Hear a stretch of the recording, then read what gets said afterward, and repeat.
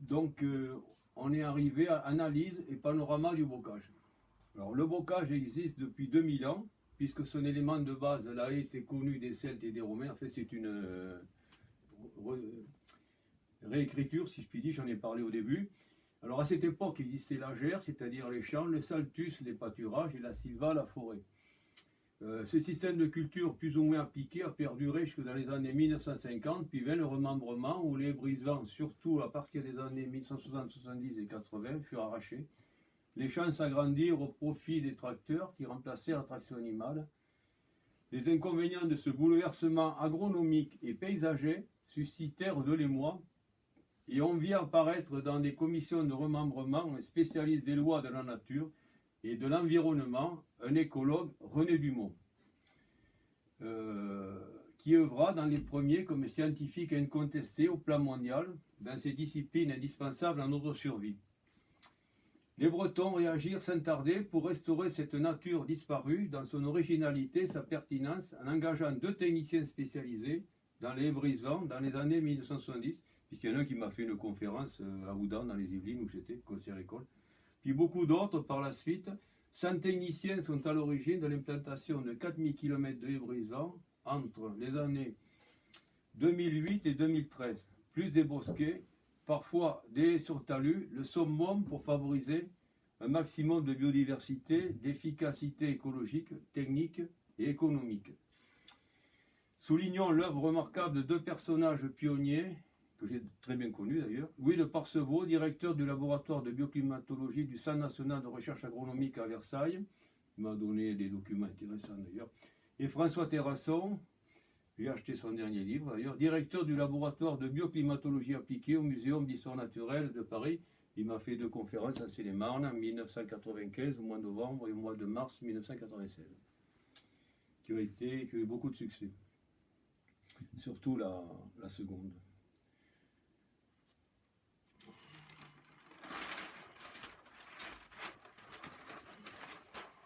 Alors, le bocage évolutif, c'est encore une invention de moi.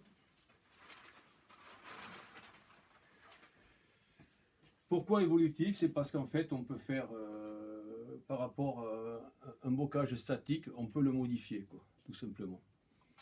Alors, le climat change, il faut nous adapter à ses excès ou dépérir et un jour disparaître. Il ne faut pas se voiler la face, il vaut mieux voir le danger en face. Il ne faut pas faire comme l'autruche qui met la tête dans le sable pour ne pas voir le danger, quoi. Donc, nos scientifiques et nos techniciens, nos climatologues, nos ingénieurs climatologues, ils nous prévoient le pire si on ne change pas nos habitudes. Et le bocage, c'est un grand capteur de gaz carbonique qui fait que le climat se réchauffe beaucoup, quoi. Alors, donc là, j'ai inventé, ça n'existe peut-être pas, ce genre de ferme, dans toutes ses composantes, mais c'est quelque chose où il y a tout ce qu'on peut utiliser, tout parti, quoi. Alors, c'est une ferme de 100 hectares, en polyculture élevage avec verger. Un verger de 4 hectares, pourquoi 4 hectares? Parce que normalement, j'avais suivi une formation au Centre d'études techniques et professionnelles des fruits et légumes, à Prégorieux, à côté de Bergerac, et M. Omer Baudry, qui à l'époque était directeur du centre, il nous avait dit, je me souviens de ces 2 journées de stage très intenses là, qu'il fallait prévoir tous les 4 hectares une haie autour du verger, quoi, pour avoir un maximum ou un optimum pour certaines têtes de biodiversité, quoi. Alors, donc c'est pour ça que j'ai pris 4 hectares, puisque d'après lui, c'était ce qu'il fallait. On peut faire moins, bien sûr, mais 100 hectares de verger avec une haie autour, évidemment, c'est pas la même efficacité que pour la biodiversité que 4 hectares, quoi. Donc, il y a tout autour déjà, il y a une haie double, quoi, c'est-à-dire qui fait 4 mètres de large. C'est pour un maximum de protection. Là, à mon avis, il y a 100% de protection, quoi. Quel que soit le temps, il n'y aura jamais de problème là de culture versée ou de bois arraché, parce que c'est même au-delà des bois, puisqu'il y a un bois de 3 hectares, et là, il y a un bois de 2 hectares. Mais on peut faire varier la surface, évidemment, puisque c'est un modèle, quoi, disons, pour réfléchir que j'ai fait, quoi, en fait. Donc ça peut être un bois qui est cultivé pour faire par exemple du bois de chauffage qu'on peut recéper après, quoi, au bout de 15 ans, parce que là ça va pousser vite, hein, derrière une haie, c'est pareil, ça va bénéficier d'une croissance plus rapide, quoi. Surtout que en plus l'environnement étant boisé, comme on va le voir un peu plus loin, à ce moment-là, il va pleuvoir davantage dans la région, quoi. Alors, donc, ce sont les arbres qui font pleuvoir, hein.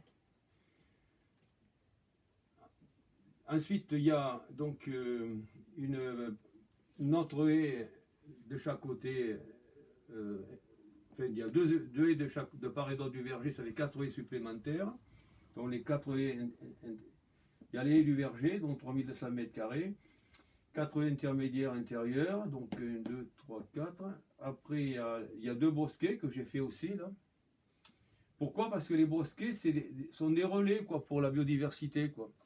Et comme je disais tout à l'heure, un bosquet, ça peut aller jusqu'à un demi-hectare. Enfin, il faut que ce soit inférieur à un demi-hectare, sinon après, on passe, d'après la définition de l'Office national des forêts, c'est un bois, quoi.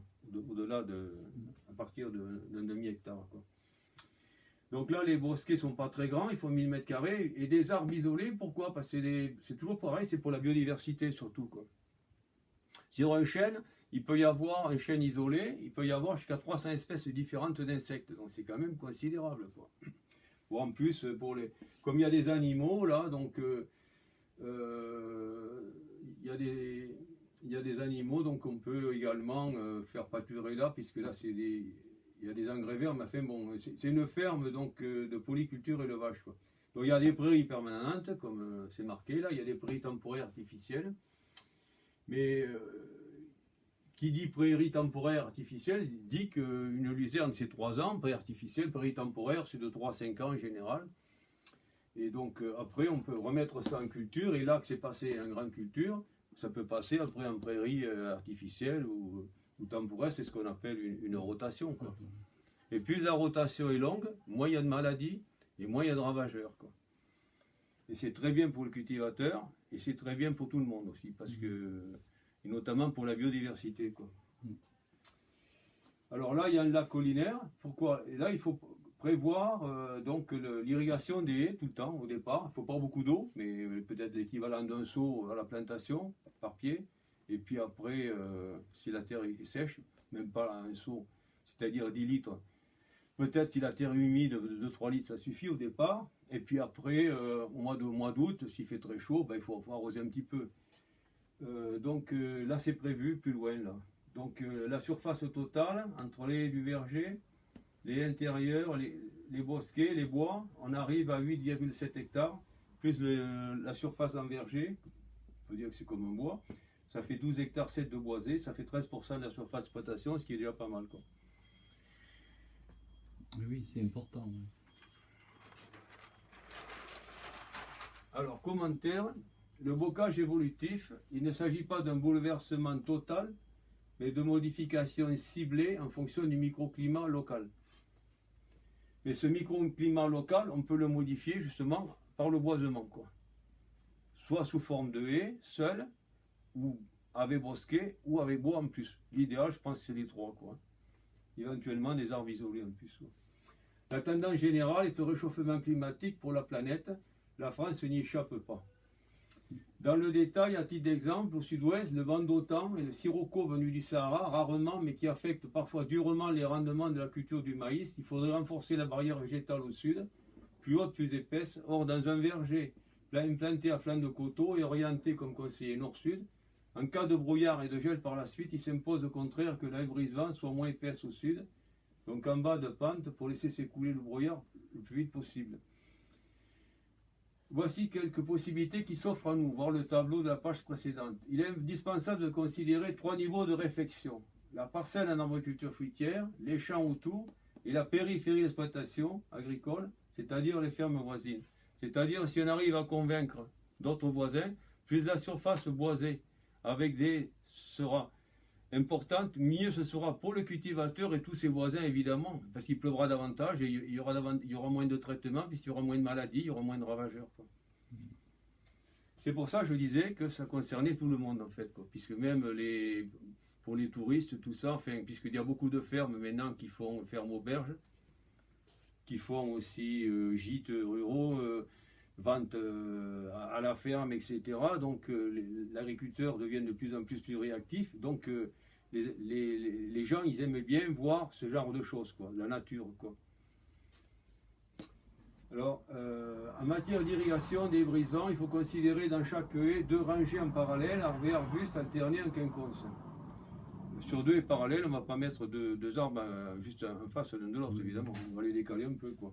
Il s'avère nécessaire de 8 mm de tuyaux avec manchon, bouchon, vanne, 25 chaque fois. Grundfos, c'est ce qu'on m'a donné là, donc dans la région, quoi. Pompe SP, 11,1, Bona phréatique. Pour un coût total d'environ 5 000 € hors taxe, pour irriguer avec le système du goutte à goutte. Les 4 haies extérieures, ça fait 8000 mètres, celles qui entourent notamment les bois, comme je disais, hein. Pourquoi j'ai mis des arbres, des bois au nord et au sud? Parce que dans la région, c'est les vents dominants. Vous comprenez? C'est pour améliorer encore la protection, quoi. Si on sera en région parisienne, les vents dominants, c'est le nord et après, c'est l'est. Bon, alors c'est des prix, ça, au 30 août 2007, en dehors des haies sur talus, pas obligatoire, mais là, c'est plus cher. Pour l'instant, je n'ai pas les prix, là. Corridor. Les haies permettent la circulation de nombreuses espèces d'auxiliaires, refuge aussi pour les insectes, les araignées, les oiseaux, les mammifères, le gibier, les serpents. Donc c'est bon pour tout, bien sûr, quoi. Elles assurent la conservation des espèces végétales dont les fleurs favorisent la pollinisation par les abeilles et les bourdons. D'où l'intérêt d'une hauteur suffisante. L'idéal est les 4 strates, arborées, arbustives, buissonnantes, herbacées, si cela s'avère possible. En plus, vis-à-vis des hyperparasites, c'est-à-dire il y a les insectes qui sont qui se nourrissent de végétaux comme ça, quoi, polyphages, disons. Ces insectes-là, il y a des prédateurs dessus. Et il y a même ce qu'on pourrait appeler des super prédateurs, qu'on appelle aussi des hyperparasites. Et s'il y a les haies sont assez hautes, il y a davantage de cache, il y a moins d'interférences négatives, c'est-à-dire que des fois une coccinelle peut être mangée par... surtout c'est au niveau des mouches, des diptères, qu'il peut y avoir ces hyper parasites, quoi. Donc,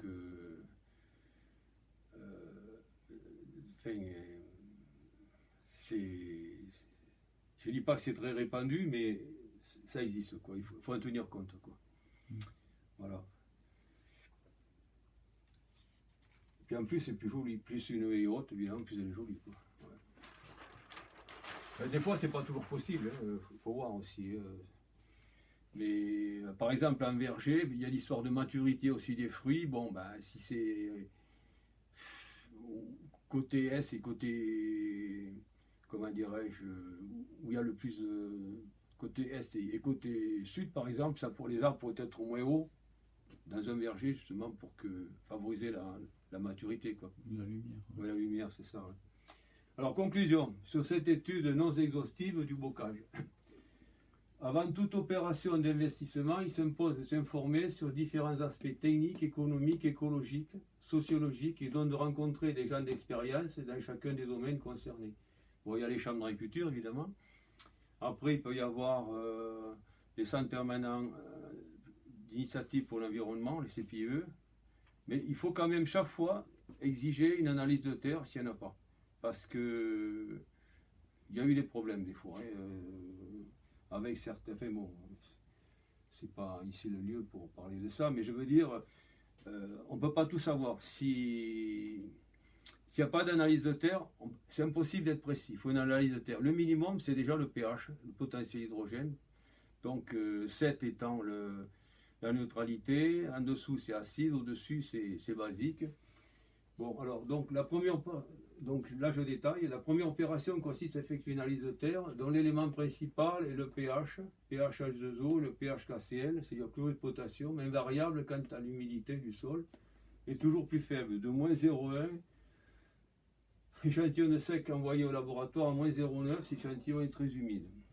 Ce qui peut changer le choix de certaines espèces forestières, exemple le châtaignier ne supporte pas le calcaire, pH de 5 à 7, par contre le cormier accepte avec le chêne vert des pH de 6, 5 à 8, dans des sols calcaires.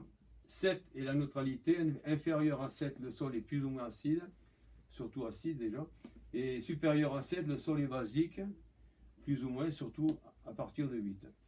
On peut avoir 9 en pH, alors là c'est énorme. Là. Ouais. Alors les plants, arbres et arbustes, avec leurs caractéristiques, préférences de type de sol, vitesse de croissance, etc., doivent être achetés pour une bonne qualité chez des pépiniéristes, plan d'un an, moins cher qu'à 2 ans, et avec une meilleure reprise. Le terrain, si possible, sous-solé. Pourquoi? Parce qu'on ne retourne pas la terre, quoi. On ne dessèche pas la terre. Et puis, et traînant derrière la sous-soleuse, un obus accroché à une chaîne pour faciliter la descente des racines de drainage. Bon, il y a des endroits, mais si la roche mère est à 20 cm, on ne va pas sous-soler, évidemment. Mais chaque fois qu'on le peut, il vaut mieux sous-soler, parce que notre avantage, les racines vont descendre à cet endroit-là où c'est sous-solé, et elles ne vont pas s'étaler comme ça, si vous voulez, il y aura moins d'étalement de la haie, surtout si vous faites déjà une haie double à 4 mètres, vous n'avez pas envie qu'elle fasse 6 ou 7 mètres de large quoi, aussi. Quoi. Oui, parce qu'il n'y a pas que le système aérien, mais ça s'étale aussi par les racines, évidemment. Ouais. Tandis que là, ils vont chercher la fraîcheur au niveau de la sous-soleuse. Quoi. Au niveau de. Oui, enfin, s'il y a 2 haies parallèles, ça fait donc évidemment au moins 2 coups de sous-soleuse. Même 3, je pense, parce qu'il y avait 1,50 m de large. Bon, alors.